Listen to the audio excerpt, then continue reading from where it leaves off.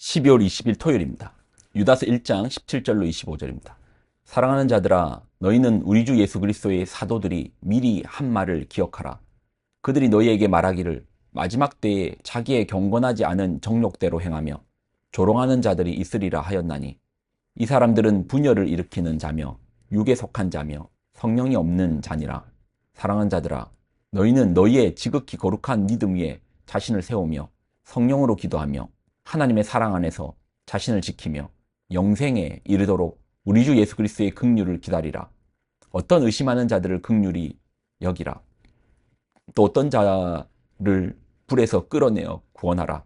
또 어떤 자를 그 육체로 더럽힌 옷까지도 미워하되 두려움으로 긍휼히 여기라.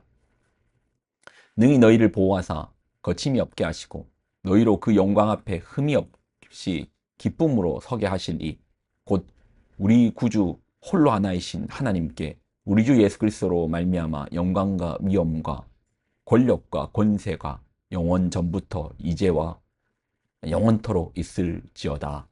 아멘. 기도하겠습니다. 하나님, 주신 하나님 말씀이 참으로 귀합니다. 말씀을 붙들고 살며 혼탁한 세상 가운데서 중심이 있는 인생, 흔들리지 않는 인생 되게 하여 주옵소서. 영광을 드립니다. 예수님의 이름으로 기도드립나이다. 아멘. 유다서는 교회 안에 가만히 들어온 거짓 교사들에 대한 경계를 위하여 쓴 글입니다. 유다는 그들과 힘써 싸우라고 합니다. 거짓 교사의 이제 잘못된 가르침을 이제 우리가 분별해야 되겠죠. 분별 속에서 우리가 받아들일 형제로 받아들여야 되는지, 아니면 싸움과 경계로서 우리가 나가야 되는지를 알아야 되겠죠. 자, 그 경계가 뭐였죠? 그 잘못된 거짓 교사의 잘못된 가르침의 그 핵심이 뭐였죠? 은혜를 방탕한 걸로 바꾸는 거예요. 하나님의 은혜를 값싸게 만들고 방탕으로 바꿔버리는 거예요. 이를 지금 우리에게 좀 적용하면요, 뭐 이런 예를 들 수 있을 겁니다. 죄를 죄라 말하지 않고 예수 믿었으니 천국 정해졌다라고 하며 그 이후의 삶에 대해서는 어떻게 살아도 상관없다라는 식으로 얘기하는 것들.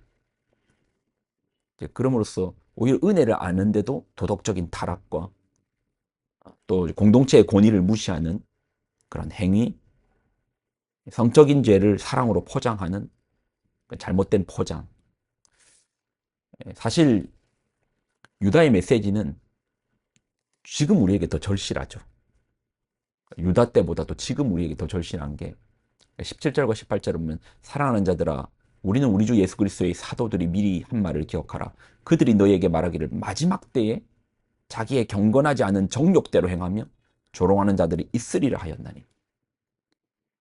우리의 시대가 유다가 살았던 시대보다도 더 마지막으로 나아가고 있잖아요. 더 경건하지 않을 것이고,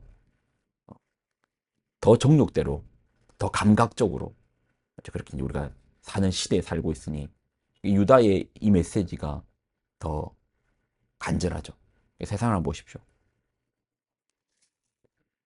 너무나 이제 정욕대로, 욕심대로, 욕구대로 살아가는 시대를 살다 보니까 왜 나만 뭐 이렇게 살아야 되지? 왜 나만, 남들 다 그러는데 왜 나만 그렇게 살아야 되지? 오히려 낙심이 되기도 하죠.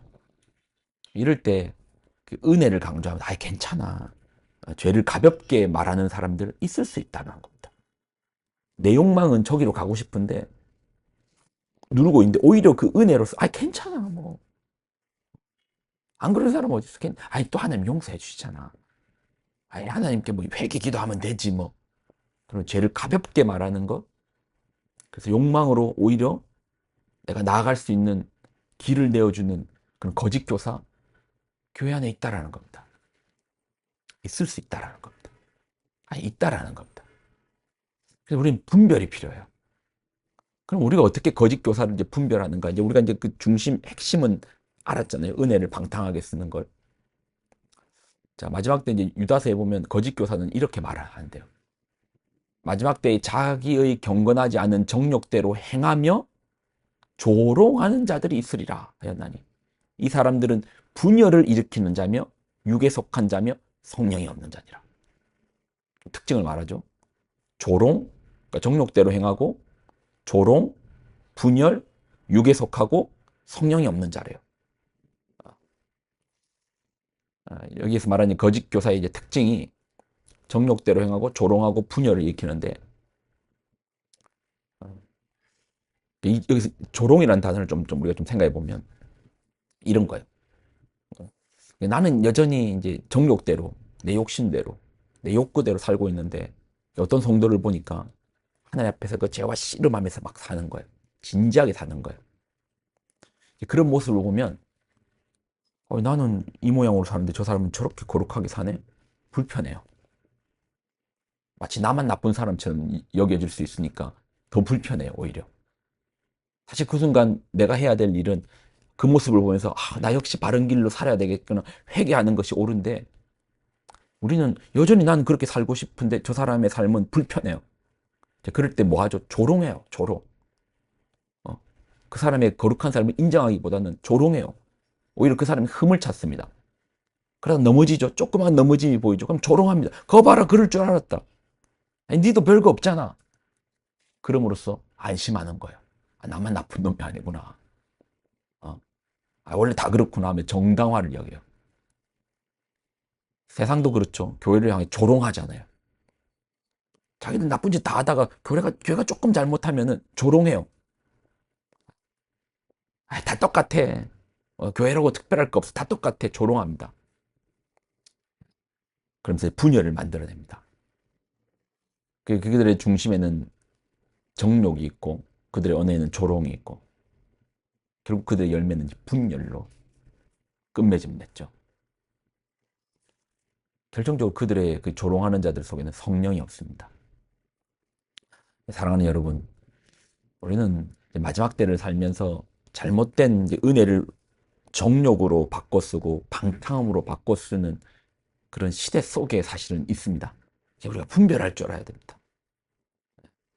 그래서 이제 이런 사람들의 특징을 유다가 잘 말해주잖아요.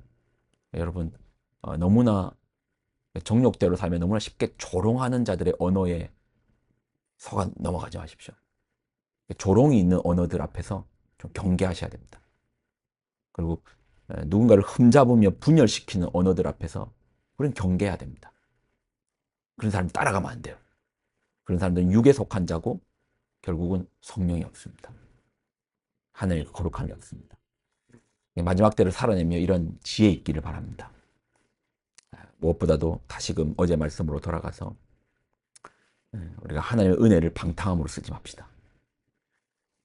그 은혜의 중심엔 사랑이 있잖아요.